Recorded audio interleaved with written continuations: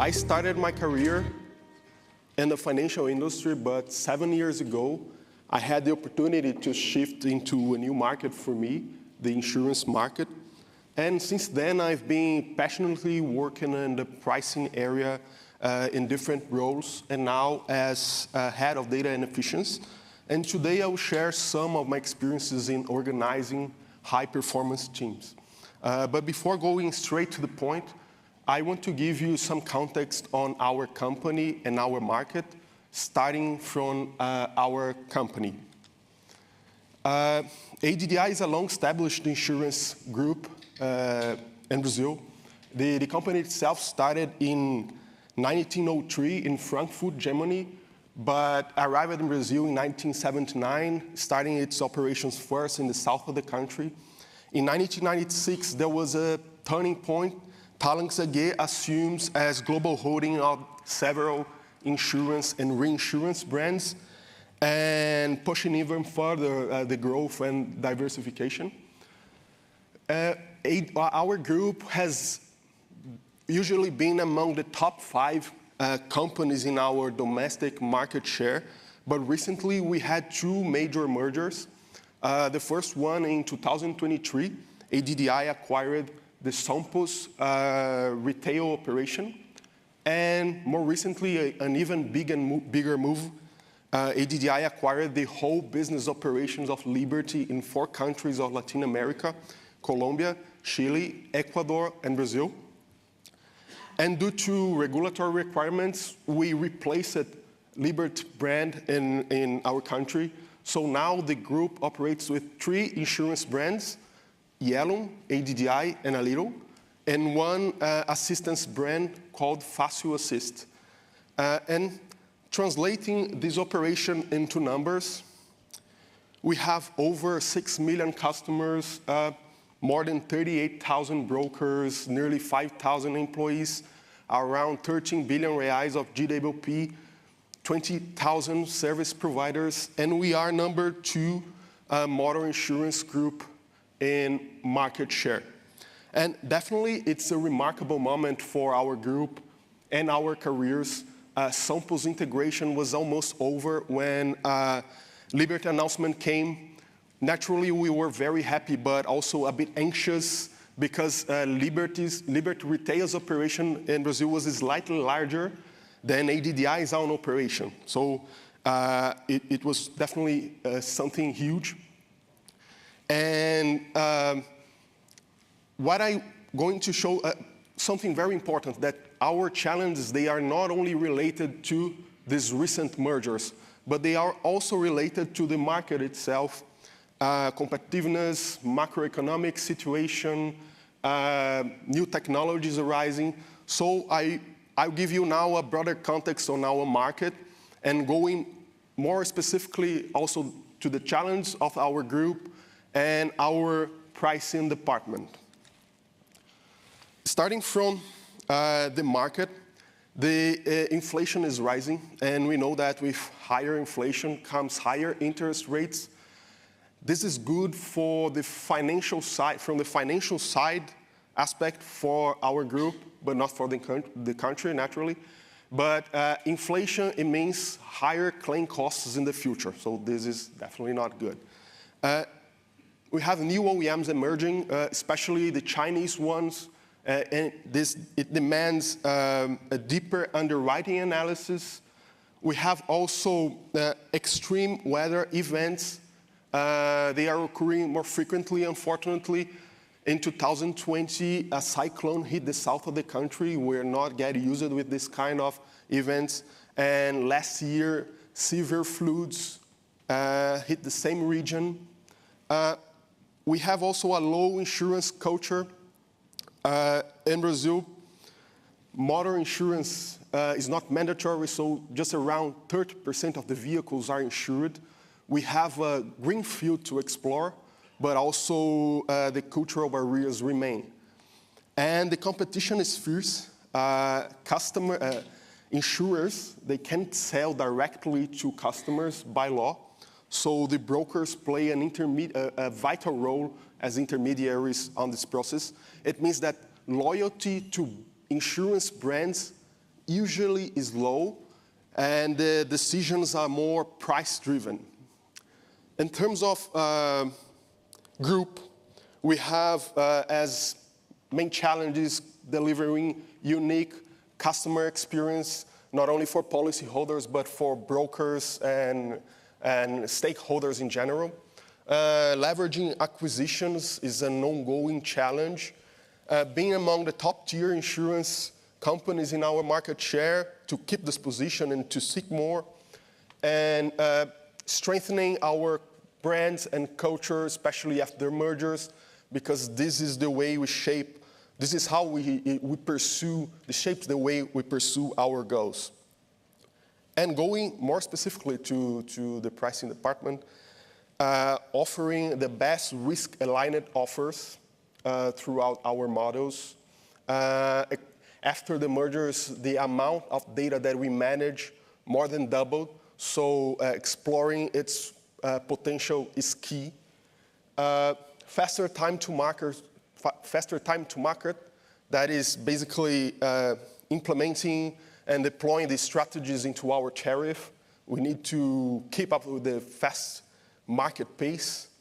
And leveraging cross-selling, we have to, beyond our motor portfolio, we have other portfolios, and we must seize opportunities in this green field. And now, I will show you two scenarios, A and B, through 4 aspects, and I would like you to guess which scenario do we have to face and overcome these challenges. So, you are looking and trying probably to fit your company in one scenario or another. So let's start from systems. We have scenario A, where they are fully integrated, scalable, ready for AI and Gen AI. Or scenario B, we have legacy systems competing, let's say that, with new technologies, demanding structuring projects. From the data perspective, we have all integrated and documented, unified across all business units, or more siloed documentation and concepts may vary. Team can have scenario A, top aligned talent with the culture, strong literacy in tech and data, or varying knowledge and diverse working cultures and approach. And finally, budget, scenario A, virtually unlimited, or scenario B, tighter, more selective, some projects are queued. And if someone here works for a company that fits completely in scenario A, you probably could leave the session, I don't mind, okay? At least you take some insights about ADDI's history and the Brazilian market. But if your company looks like more scenario B, I'm sure that the content ahead is useful. We have this challenge here, and now I'm going to show to you where our team begins. I selected here for some of the most important roles in our pricing department, starting from data science, very classic, creating risk models, other support models to provide the best risk-aligned offers. We have portfolio management that is basically monitoring precisely our portfolio with clusters and segmentations. We have pricing policies and strategies that incorporating market and commercial strategies into our tariff beyond our base premium. And finally, projects and deploys, that is turning the strategy into reality, implementing the tariff and the rating engine, implementing underwriting rules, defining requirements, working in a close partnership with the IT, ensuring the quality of the whole calculation flow. And this is exactly where our team begins. 3 years ago, I was offered the opportunity to start an area with this scope from the scratch. And I thought to myself, okay, this will either be the biggest failure of my career or could be a greatest success. And a colleague even approached me when the rumors of the era started to come in, and he told me, Vini, if this era really comes in, they will have to force people to join because no one would willingly take the worst part of the job. This is what I heard. And ironically, the same guy is our team lead. We kind of converted him to our side. And he's essential to us. But this is what we have. In parallel, we had also many projects happening, I'd say corporate projects and foundation projects with strict deadlines. We had to have no flexibility in terms of data, and I just couldn't come and say, folks, I have a new area to plan, let's skip deliveries, we talk each other again next year. This was not possible. So probably I lost a few millimeters of teeth grinding at night, but I was also very excited with the possibilities and the challenges that I had. I was looking forward. And first thing that we did, it was setting the foundation of our team. So we started with shaping our identity, okay? I kept repeating that we were a company within a company, like a startup, but with the privilege of being funded by one of the most traditional insurance groups in the world. And we had also the situation of people working for 10, 15 years long, doing the same work, the same function. And I brought some ideas, smarter process, data analysis, automation included in a plan, just a sample of what could be done. Then I invited the team to co-create and improve this plan. And as I just mentioned, we had other projects in parallel that we had low flexibility in terms of data. And what we did is, like, I have to mention setting alignments and prioritization was paramount. And about team development, team development was also a huge enabler. So listening to them, supporting, challenging, debating, not dictating. Honestly, the level of discussion and innovation that we reached still makes me proud. But beyond planning, we needed to define roles, responsibilities for the day-to-day. So based on that, we created our working pillars. And that's where we started to make it happen. These are our working pillars that we defined together and truly shape our identity. Starting from continuous improvement, we brought some quality management tools into our routine, not as a side activity, but as part of everyone's job. We also created what we called a library of improvements.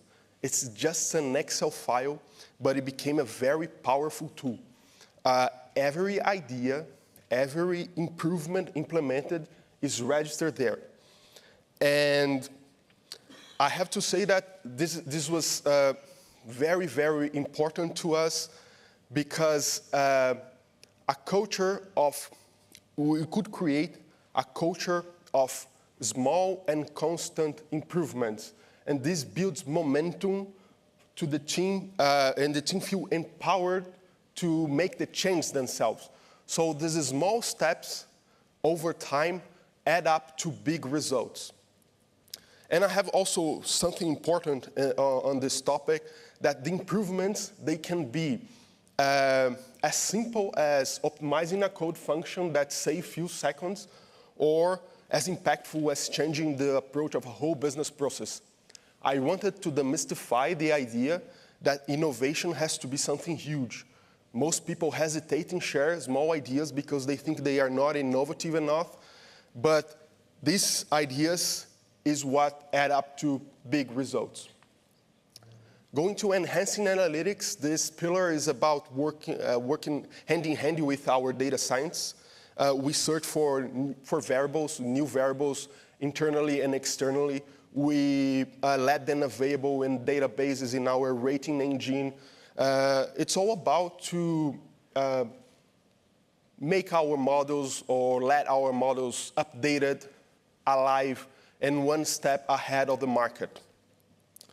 The third pillar is the transformation projects. The projects that I just mentioned, corporate projects, long-term, more complex, for example, migrating the rating engine or incorporating a new data provider in our system, in our ecosystem. They are not easy. It takes usually from 2 to 6, 7 months. It depends on the project.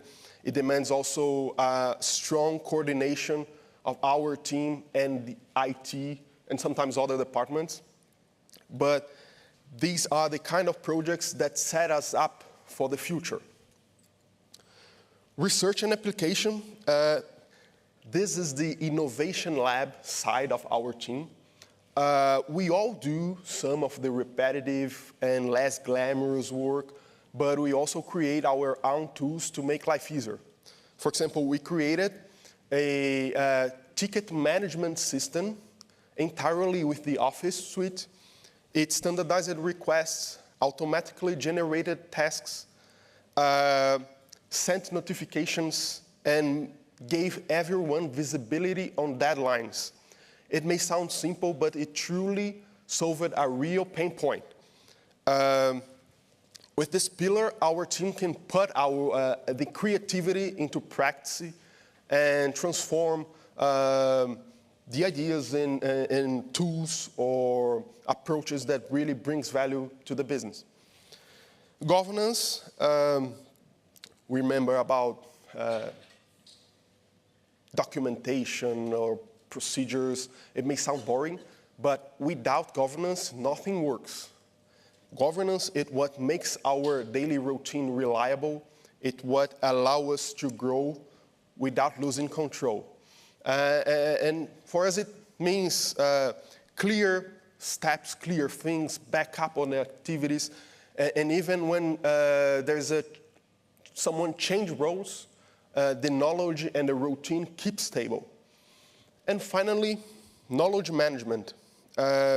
I wanted to eliminate knowledge asymmetry and accelerate learning. So we created a framework competence covering both hard and soft skills. Each team member self-evaluate the competences that we defined from 1 to 5. I do the same separately, and then we compare and discuss together. This was one of the biggest changes that we had because I'm able now to see the strengths and weakness not only at an individual level, but also at a team level. I know where to invest new skills, and this created also a culture of openness and continuous learning. And supporting all of this, we used OKRs, objective and key results. So each pillar was not just an idea, but it has clear goals and measurable outcomes so that the team knew exactly where we were heading and how to track the progress. So all of this that I just explained is not just a framework on paper, but allowed us to turn the plans into tangible results. And that's what I'm going to show you now. These are our numbers around 2 years, 2023 and 2024. I would like to highlight that 35% less tickets opened. This number is especially meaningful. One of our roles is to support the commercial team in pricing questions. So basically anything in a quotation can generate doubts, coverage, deductibles, whatever. But when they are related to the calculation flow, not to the product itself, the commercial team send us a ticket if the customer or the broker asks something. And by doing root cause analysis, we reduce it by more than a third the number of tickets opened. And we ended up improving the customer experience. That is a key strategy, as I mentioned at the beginning. And we also released the team to do higher work value instead of just answering a lot of tickets daily. And disconnect with what comes next. We won the Talents Group Innovation Award last year. It's a prize that is given each 2 years. I'm very proud of this because we competed against huge corporate projects with massive budgets, and we won essentially with no budget, just our team's dedication. And to celebrate, we did a live broadcast for the entire Brazilian operation, explaining the project and its impact. It was a big moment for us. The team even received a cash prize, which was great. But the true reward was the visibility and the recognition that we had by bringing value to the business. And the project is named as Backstage Excellence, and the name reflects exactly what it is. That is ensuring a smooth backstage operation so the commercial team can shine on the front stage. And we have these 4 main aspects or pillars, starting from ensuring the smooth operation. First thing, we start measuring how much time do we spend answering the tickets, how many tickets do we receive weekly, but not just to pack the issues, but the goal was not only efficiency, but also definiteness. This is where our quality management tools play a vital role. So they were essential to eliminate many problems that we had in our calculation flow. Reducing the response time, we created what we called a chatbot, but the chatbot wasn't designed to replace people or to react in real time, but to act as a co-pilot, helping the analysts to answer the tickets faster and more accurately. Basically, analyze the questions, search it in our databases, and provide the answers. There are many questions that they have a clear procedure on what to do, where to search. So these kind of questions, they were very good to the chatbot. Empowering commercial teams. In many companies, we have invisible walls between areas. We know that the roles of the commercial team is help to grow the sales, and also helping in the customer and broker journey. So I thought, what if they had more resources to do that themselves? So we did tailored training sessions for directors and managers, and more practical ones for field sales executives. In our rating engine, showing some roadmap of projects, explaining why the things work like this, so they could have more tools to answer, some shortcuts to answer the brokers. They could answer more accurately, and also when they should open a request or not, because sometimes there are many requests or tickets that they come to us, but it shouldn't be. And finally, we created a process feedback loop, and this helped us to evaluate our working approach and also to prioritize our activities, our backlogs, where should we focus. And I have to say that this is not a finished journey. The challenges continue. We are now a bigger team taking care of the data office, helping with this integration. As I mentioned, we have lots of data to integrate, databases. The goal is to help the data scientists and data analysts to do the best as possible with the data we have. Also, the projects, they are becoming more complex due to the mergers also. We need to be very assertive with our requirements, our requests, aiming minimum failure. And also we created now officially process intelligence core, and we are exporting our best practices to other areas in our company, like product and AGR, automation, things that we did to help our life. Now we can export this best practice, and even when they have some demand, we try to fit in our activities. And the transformation never stops, right? So that's what I have for you guys. Thank you.